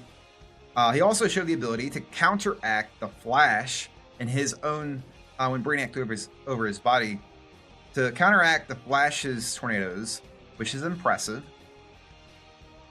And he takes down 3 Ultramen Wind Dragons when one of them was giving Superman a hard time. Like, once again, I have to just stress, Superman wasn't being serious. But the fact that the casual Superman that we see for the majority of the Justice League series and the DCAU in general, the fact that the casual Superman was getting beaten by a Wind Dragon, and then Red Tornado shows up and is like, yeah, that's actually my thing, bud, and takes out 3 of them. It's like, okay, you know, like, he deserves his spot, all right? He deserves his spot. And, like, not just that, but the Red Tornado is also, you know, pretty smart. Like, he's able to calculate stuff. He's an android, so he's not affected by the majority of, you know, things humans are affected by. It's quite the feat. Honestly, it's one of the better feats in the entire series. Like, the guy took out 3 of possibly the strongest Ultimen, you know? It's pretty impressive. Okay, now we got Rocket Red, who is actually another victim of Amazo. So, but I will say Rocket Red does have a mecha suit on his side, as well as a heavy arsenal, a Gatling gun and a rocket, and he can fly, has super strength. So, like, you know, I'm probably gonna put him up here in the C tier. I think between Booster Gold and Hawkman, that's a pretty good spot for him, I think. I could see Mr. Terrific hacking his suit. Green Arrow could probably, you know, shoot some electrical arrow. Hawkgirl would just beat him. Batman would just beat him. Anyone above this list probably beat him. Okay, next we got the Blue Devil, which is one of those characters where it's like he's implied to be really strong and powerful and all, but he didn't do anything to show. His trident is has the ability to shoot out like lasers, and he's got superhuman strength and durability and all that kind of stuff. But he didn't do anything to show, so I can't really in good faith put him on a B or C tier, because that implies he could beat these characters when he showed nothing to imply that in the show. Okay, now we got Sand. Again, I think this Sand is different from the Sand in the comics, where the Sand in the comics could like turn his body intangible, right? And like stuff could just go right through him. If that was the case, he'd be pretty high up on the list. But this Sand, I think, is supposed to be the original Sand, which just has a sleep gun, pretty much. But because, once again, he didn't do anything, I'm going to have to put him in the implied power section. And next we got the Shining Knight, which actually, surprisingly enough, has a very good episode full of feats for him. So much so, I think I just by default will go ahead and put him up here in the C section. The Shining Knight has magical armor, which protects him from most physical harm and like stuff like bullets and weapons and stuff like that. He has some enhanced strength due to that magical armor, but the real thing what makes him shine is his sword, which is a magical sword given to him by Merlin, the same Merlin that founded Jason Blood and Etrigan as one being, and also the same Merlin that fought against Morgan Le Fay. So it's safe to say that the Shining Knight is a foe of Morgan Le Fay and her ilk. The sword is capable of killing magical beings and cutting through pretty much any anything. It cut through General Eiling, which is impressive considering that nothing else was hurting him at all. But his sword was like the only thing on the battlefield that was actually having him any problems. So for that alone, I think I would have to put him up here with Hawkgirl, because the sword like was bypassing durability. You know, like, could Hawk and Dove hurt General Eiling? Could the Creeper hurt General Eiling? Aquaman probably could. Like, past this part, you probably get some characters that could do some work, but like, Shining Knight was really the MVP of that episode. Like, he was really putting all the work in. He was taking punches, like punches that were meant for Superman, mind you, was hurting a Superman level character, and Green Arrow and everyone else on the field was pretty much doing nothing. So I think the Shining Knight earned his spot there, being the champ he was, being the MVP of that episode. And then next we got Plastic Man, which I know he wasn't technically shown in the show, but he was mentioned by Green Lantern. And because he was mentioned, that means he's canon. So I'm putting him in the implied power section. Unfortunately, someone who didn't even actually show up can't really be on this in the S through F tier. I'm sorry, Plastic Man. If you showed up in the show, you probably would have went up here at the top, but you didn't. So next we got Speedy, who I am going to go ahead and just put down here in the. Honestly, I don't know. Maybe I should put him up here in the C tier, because he's kind of like a lesser, not as powerful Green Arrow. You know what? I'm gonna put him. I'm gonna put Speedy right here. Okay. The reason why I'm putting Speedy here is because even though he only showed up in one episode and he's like a reserve leaguer, in my head canon, I like thinking Speedy is actually a member of the Teen Titans in this universe, and that he joins the Justice League as a part-timer because he has dedication to that team instead. But he's like, if you need me, I'll be there.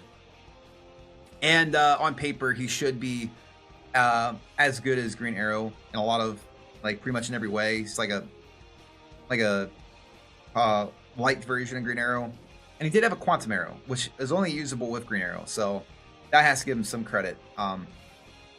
But in all honesty, like, my headcanon is thinking of the Speedy from the Teen Titans show, which is a different Speedy from this Speedy, so I can't take his feats. So Speedy doesn't have a whole lot to stand on, but just because he basically is a copy of Green Arrow, I have to put him up here in the C tier. And he's a good aim and has different trick arrows, so he could probably take down most of these characters. All right, now we got Stargirl, and she's a fun one because she actually got a lot of screen time, which was very surprising. I'd say Stargirl was one of the MVPs of the Patriot Act episode as well. She has the ability to fly via the Star Staff, and the Star Staff has basically like really light core, like construction powers, constructs. It's more like if Green Lantern just uses ring to like levitate stuff and shoot lasers, but she does a lot with it. Like, she's able to make nooses with it. She's able to grab objects from a distance with it. She can shoot star beams at people. It's like really, really strong. Like, the metal is so strong that it's able to rip off the arm of Metallo. So it's like a magical, like, cosmic item. Definitely like one of the strongest metals if it can rip off Metallo, which is considered to be like Superman strength metal. So it's pretty insane. The Star Rod in the comics did not belong to her. It belonged to Ted Knight, or I believe not Ted Knight. Was it Ted Knight? Or I can't remember. I think it was Ted Knight. But it came to her possession, and she became the new Stargirl. In the show, that Starman exists in the show, but I don't think it's supposed to be the same Starman. I could be wrong though. But he doesn't use the staff. He has his own power. So, and yeah, like, I think she has like a low grade force field, which protects her from some damage. She has more feats than Booster Gold, so I'm giving it to her. I'm putting her above Booster Gold, but it's really close between Booster Gold and her, I think, in a fight. I think Booster Gold would probably win, but she did more with it, with her power, so it's way more utilizable as well, because Booster Gold can't make constructs. So for that reason, I'm putting her up here right behind Shining Knight. After all, Shining Knight is the MVP, so it wouldn't feel right me putting her past that. Okay, next one we got Starman. which I feel like has to go up here in the B tier. It's a bit biased and a bit conjecture because he didn't show all that much feats in the show other than like the one time he was in space fighting a Meso. But his power beam looked very impressive, and he was able to survive in space, and he can fly. So if I put Dr. Light up there, I probably should put him up there. But I'm not putting him past Fire. Okay? He's not going past Fire. Just that episode alone and him being in space with his energy beam, I think that earned him in B tier. But he's at the very last of B tier for sure. Next we got Steel, my boy. Steel has got to be up here in B tier. Gotta be. Gotta be. Ah, man. Should I put him past Light? Oh, man, I don't know. Let me think for a second here. Yeah, I'm gonna put him in the very front of the B tier. Because Steel showed up first in the Superman episode. I think it was just called Steel. But I still didn't really do much else in the series other than helping to build stuff and being like one of the technicians for the Watchtower. It is assumed that he is one of the brains behind the Watchtower. Also, considering the fact that he worked for LexCorp and that he is one of the smartest, I guess, people in the world in terms of building machinery, as he did make the prototype suit in Superman animated series and the Steel suit. I think he is the person, one of the people referred to when Batman accuses Lex Luthor of being the one to trigger the weapon on the Watchtower. Sure you would. It was retaliation for kidnapping your man, the Question.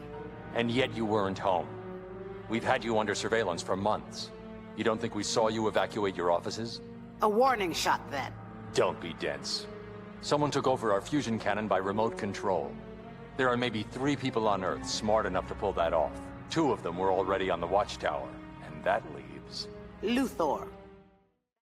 When Batman says there's only 3 people smart enough in the world who would be able to pull off such a stunt, he's referring to Mr. Terrific, the Atom, or Steel, and I think Steel's definitely like the strongest one of that scenario, and then Lex Luthor being the other one. So Steel is definitely one of the smartest people on the Watchtower, and even though he's nowhere near the same super strength as Superman, he did make the Steel suit for the intention of fighting Superman tier beings.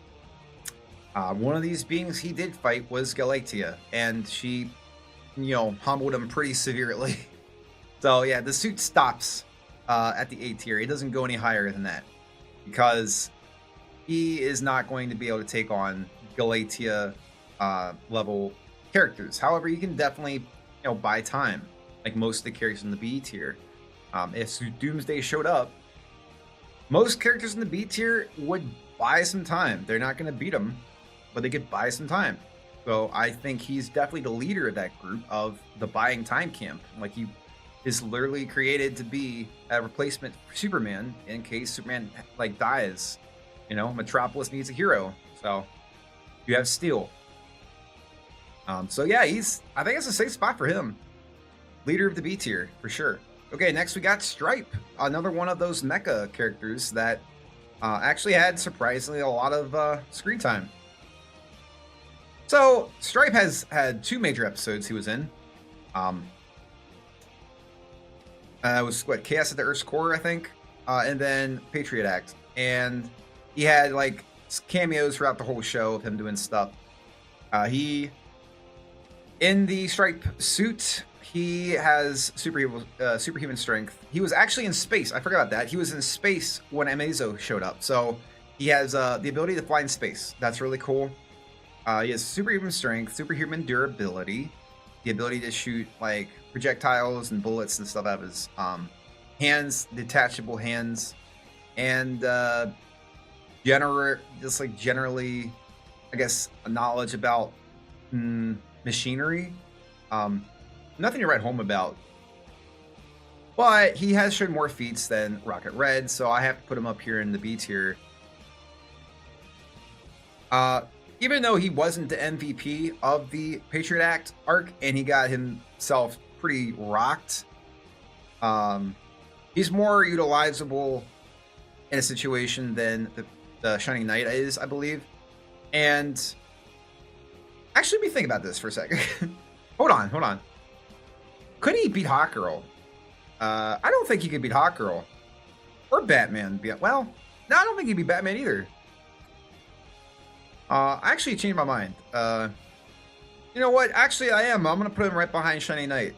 I think that's a good spot for him. Because Shining Knight could probably tank any attack that Stripe has. And just, like, cut right through his armor. And Shining Knight, Stripe, and Stargirl all got, you know, they all got beaten by General Wade Eiling. So, yeah.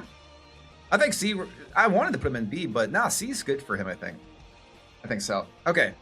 Next, we got the Atom. Oh my god, dude. Oh my god. Look. Bro.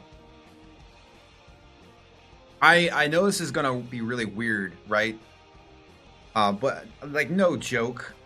The Atom is probably one of the strongest characters, like, in the world.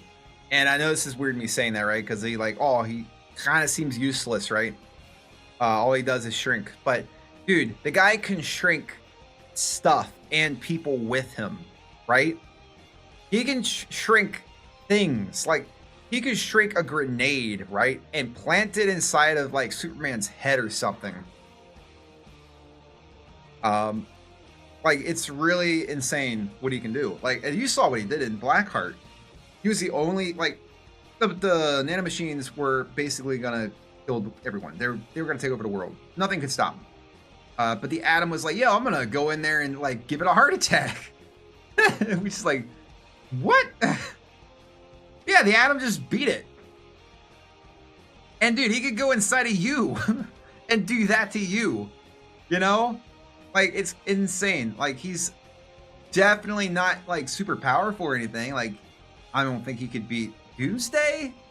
But just the fact that he can shrink things and himself and enlarge things and stuff, it's like, that's kind of insane, you know? That's an insane power. And, I mean, if he was bloodlusted and actually wanted to kill people, he might be able to shrink, like, individual parts of people, you know? So he could, like, one-shot people. But that's conjecture. He hasn't shown that. But what he did show was really impressive, right?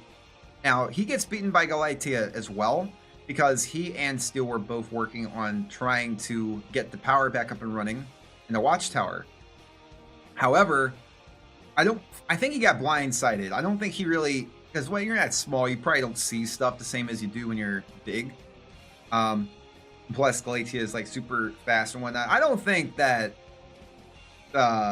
he expected Galatea to be there. You know, that's just weird. Why would you expect Supergirl clone to be in the Watchtower? So that's understandable. I don't think, if he knew she was coming, I don't think Galatea would have been able to touch the Atom. Atom would just disappeared from reality. He would have just shrank into oblivion. You know? Kind of insane. But anyway, I'm putting him up here at the A tier. I think he's smarter than Steel. I think he's smarter than Batman. He's probably smarter scientific-wise than Mr. Terrific. So intelligent-wise, he's definitely up here. Utilization, he is actually pretty sweet. Like, he can shrink things, you know? It's like, he could shrink a gun, get it out of the house, you know? It's like, he could jump on Robber's back and shrink him, and then enlarge just himself. You know what I mean? It's like, there's so much he could do. But for now, I am going to let him sit there at the very end of A tier. The fact that he beat the Blackheart alone just proves how useful such a power can be. Okay, now we got Supergirl, who is also in the A tier, for sure, but she is probably down in this area. Despite the fact that Supergirl has shown up a lot in the series, in the DCAU in general, she was first introduced in the Return, didn't do anything. And then she showed up, or not the Return, I'm sorry, the Initiation. She fought Brimstone, did not do much, got knocked out. was in a return, didn't do much. And then she was in Fearful Symmetry, which she got beaten? Question mark? I can't remember. I think she got beaten by Galatea, or she I can't remember that episode too well. But basically, Galatea is a clone that got aged up, and all her powers were like finalized to adulthood. So basically, she was like Superman. If Supergirl, was older, she'd be like that. And she gets beaten by her clone.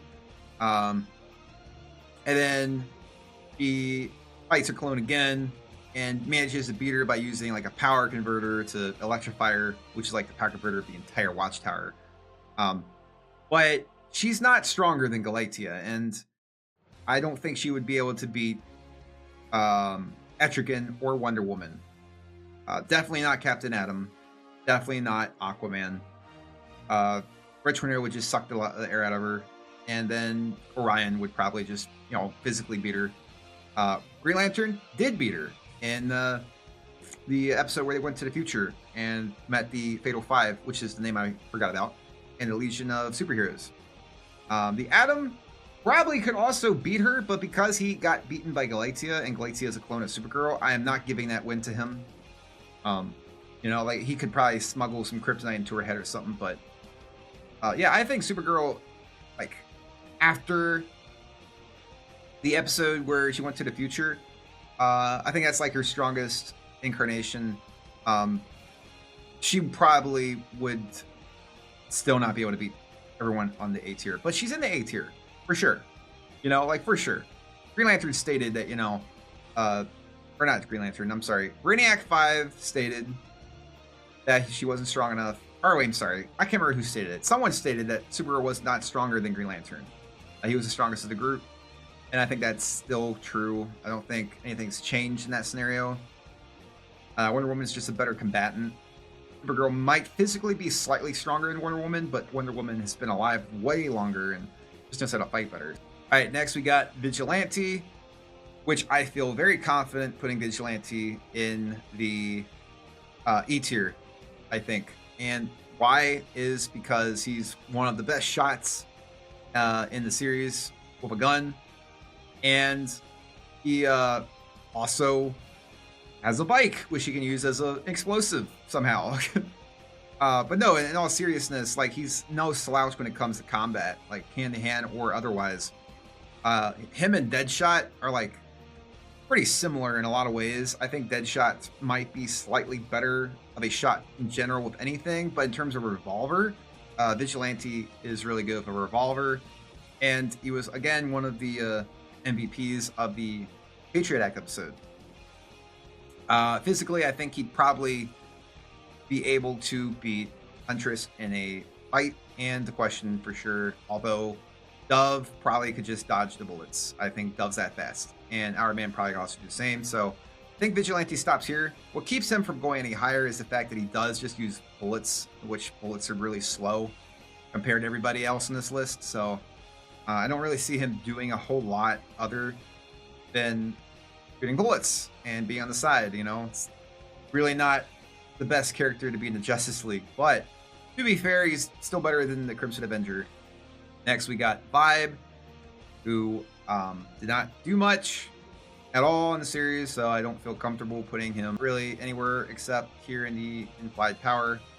In the comics, he's really strong and can like create sound waves and stuff to manipulate his surroundings, and he's like basically can create like shock waves and whatnot. But in this show, he like moves up order, I think, with his powers, and that was it. So, and again with Wave Rider, which is the same scenario, though I would put Wave Rider probably at the top here with Thunderbolt.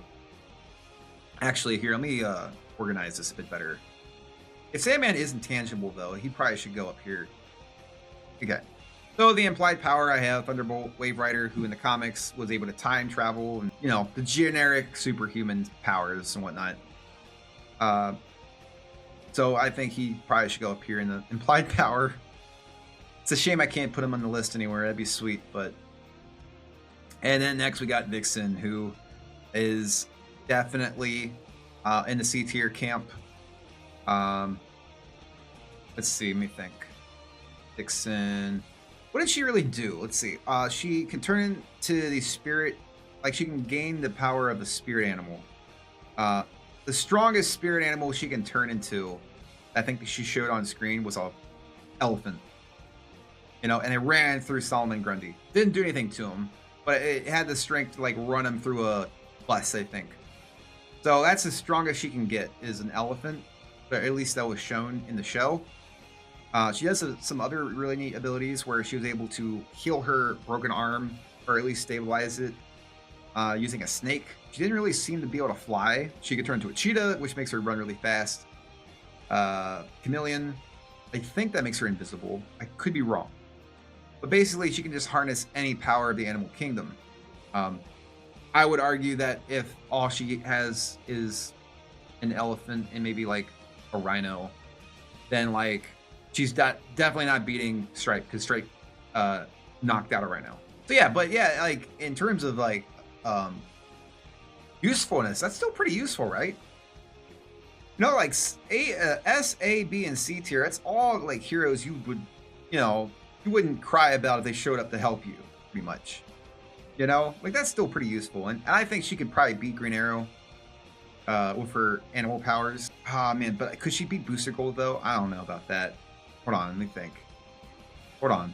I mean, yeah, she did tussle with Solomon Grundy, but like she didn't do much against him. In fact, she really didn't do much against most of the people she fought against. Got beaten by Wonder Woman. Be honest, I think Vixen probably would be beaten by Hawkman. I think that's fair, putting her right here in the C tier. I think she could probably beat Speedy. Green Arrow is just too smart, I think, with his arrows and stuff. I'm not underselling her. Like, she is quite capable and has a lot of the different abilities she can pull from, but like, she didn't show that like great variety of them in the show. It was mostly just, you know, brute strength type animals, and the cheetah was pretty cool. Wait a minute, hold on. B, C. Why is E tier up here? I just now noticed that. I'm so dumb, guys. Pardon me, please. I'm so sorry for that. That was so dumb. Okay. Well, I fixed it right before the last one of the Justice League. And that is Zatanna. She only really showed up twice. It was Destroyer episode where she turned a bunch of parademons to birds. And then in the Little Piggy episode where her magic, like, basically just turned inanimate objects into stuff. She's a backwards speller, so she's able to cast spells via speaking backwards. And on paper, that's really cool, and there's a lot you can do with it. And in the comic, she's really OP with it. In the show, though, she didn't show anything that special. In the Batman Animated Series episode, she didn't even show magic until the very end. So I don't know if I would consider her like be one of the league's top magic users. Probably in the C range. She has limits. Like, she's not able to do the kind of magic that Cersei and like Morgan Le Fay can do. But it's still really cool that she can like turn things into other things. Like turning parademons into birds, that's pretty OP. I think that's might be more OP than anyone on this list did. She might actually fare better against General Eiling than even the Shining Knight did.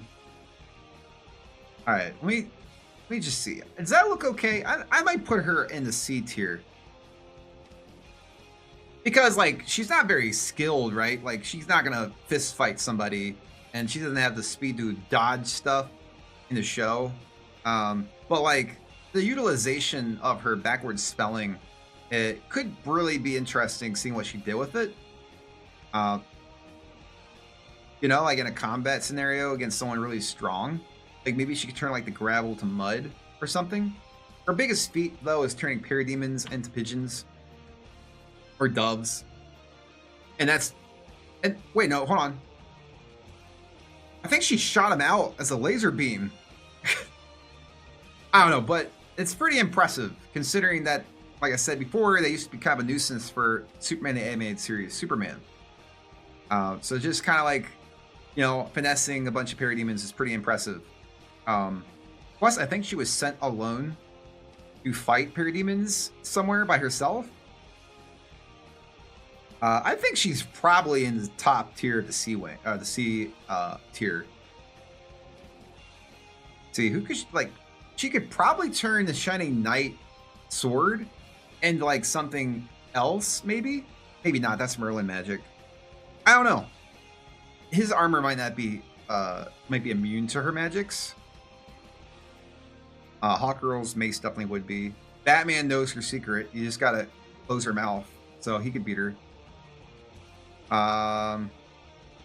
Yeah, I think she could probably beat pretty much everyone else. Well, nope, not Hawkman. Okay, you know what? Hold on. I have to put her above some of these characters because she did beat a bunch of parademons, you know, and she also like has the ability to turn other objects and other things. So I'm gonna leave her right here, right below Stargirl, right below Stripe, in front of Green Arrow. And that is my tier list of the Justice League Unlimited. We got in the S tier, the Flash, who I definitely believe is the strongest Justice League member by far. Then we have Angry Superman, who's not holding back, definitely up there, being able to basically 1v1 Darkseid and beat him. And then we have the leader of the magic heroes, Dr. Fate, who is capable of fighting beings not even Superman can deal with.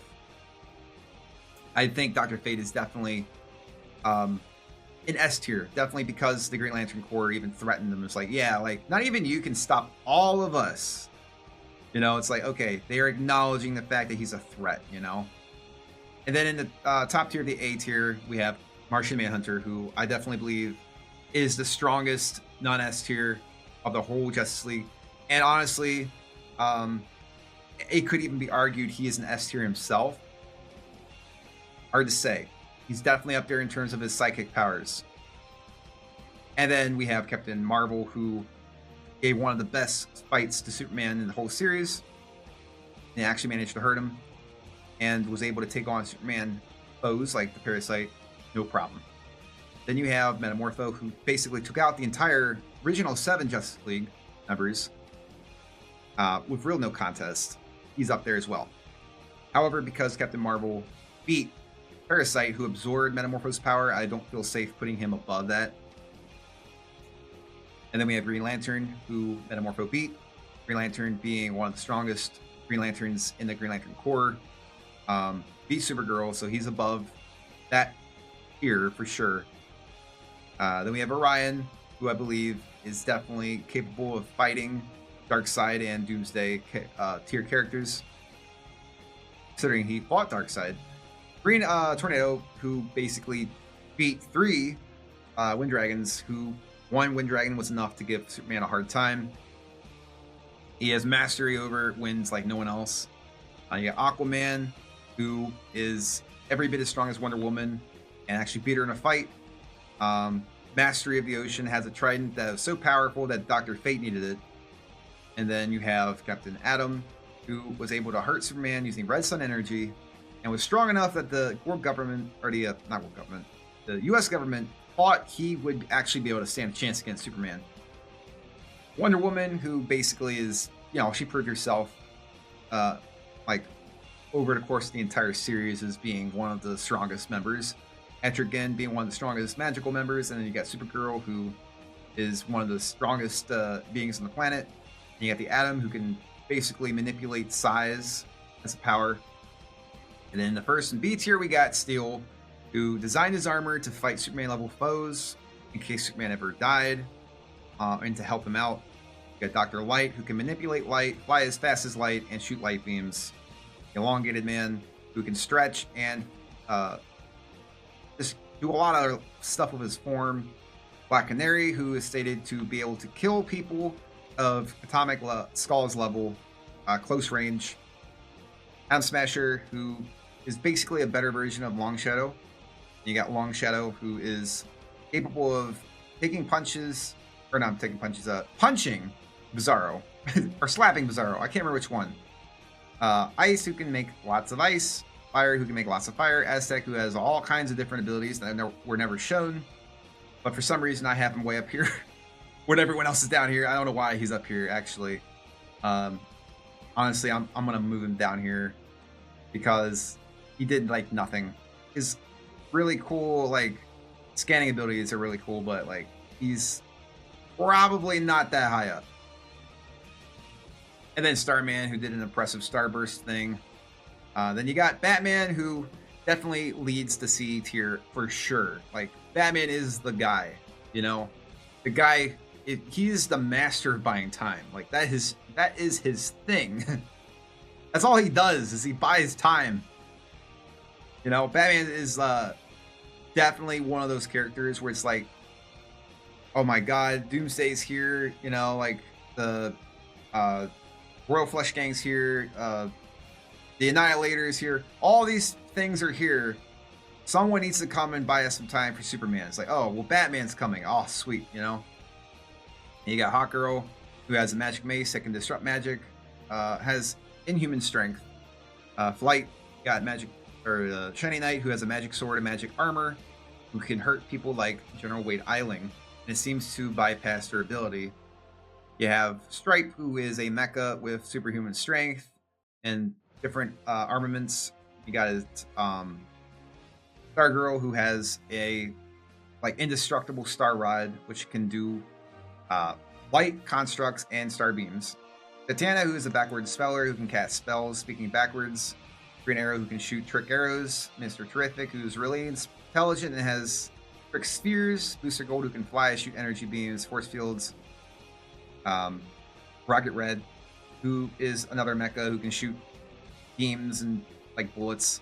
Hawkman, who is a lesser version of Hawkgirl. Vixen, who can use the powers of animals. You got Speedy, who is a lesser version of Green Arrow. Hawk and Dove, which have like basically superhuman speed and superhuman strength. The Creeper, who is a better Bwana Beast and is really agile and durable. You got Wildcat, who's a really good boxer. Hawk, who's really strong and is slightly faster than most people. Commander Steel, who's really strong. Hour Man, who is really strong, but only an hour at a time, and has like superhuman strength and speed, I guess, but doesn't show it. Dove, who is kind of sort of strong, but mostly has super speed. Vigilante, who's a really good shot with guns. Huntress, who's a really good shot with bows and arrows, or crossbows, and a skilled combatant. The Question, who's just a skilled combatant and also a really smart conspiracy theorist. Bwana Beast, who's just really nimble and agile and can talk to animals, apparently. Crimson Fox, who is, I guess, has retractable claws. There's Dr. Midnight, who doesn't do anything. Gypsy, who doesn't do anything. And Nemesis, who doesn't do anything. And then you got the F tier, which is the Crimson Avenger and Johnny Thunder. And then the implied power, which is Thunderbolt, who can grant pretty much any wish that Johnny Thunder wants.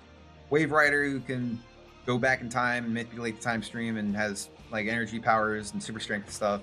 Plastic Man, who can, he's basically immortal and basically indestructible and can do everything that Elongated Man can do, but better. The Ray, which basically is Dr. Light.